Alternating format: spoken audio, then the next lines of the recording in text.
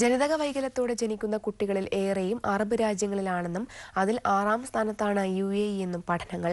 UAE സർവകലാശാല നടത്തിയ പഠനത്തിലാണ് ഈ കണക്കുകൾ.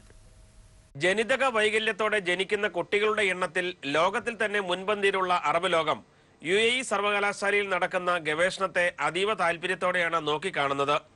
ജനിതക തകരാറുകൾ മൂലമുണ്ടാകുന്ന ജനന വൈകല്യങ്ങൾ നേരത്തെ കണ്ടെത്താനും തടയുന്നതിനുമുള്ള ഗവേഷണമാണ് ഇപ്പോൾ നടക്കുന്നത്. 2 വർഷങ്ങളായി തുടരുന്ന ഗവേഷണത്തിന്റെ ലക്ഷ്യം വൈകല്യത്തിന് കാരണമാകുന്ന ജീനുകളെ കണ്ടെത്തി അവയുടെ പ്രവർത്തനം നിർവീര്യമാക്കുക എന്നതാണ്. രക്തബന്ധമുള്ളവർ തമ്മിലെ വിവാഹമാണ് ജനിതക വൈകല്യങ്ങൾക്ക് വലിയൊരു കാരണമായി കാണുന്നതെന്ന് അബുദാബിയിലെ യൂണിവേഴ്സൽ ഹോസ്പിറ്റൽ MDയും പ്രമുഖ സ്പെഷ്യലിസ്റ്റ് ന്യൂറോളജിസ്റ്റുമായ ഡോക്ടർ ഷബീർ നെല്ലിക്കോട് അമൃത ന്യൂസിനോട് പറഞ്ഞു.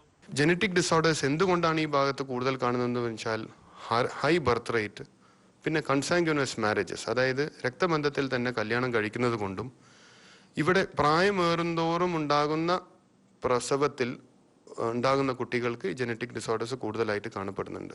UAE വിവാഹങ്ങളിൽ 50% ബന്ധുക്കൾ തമ്മിലാണ് നടക്കുന്നത്. മറ്റ് അറബ് രാജ്യങ്ങളിലെ സ്ഥിതിയും വ്യത്യസ്തമല്ല.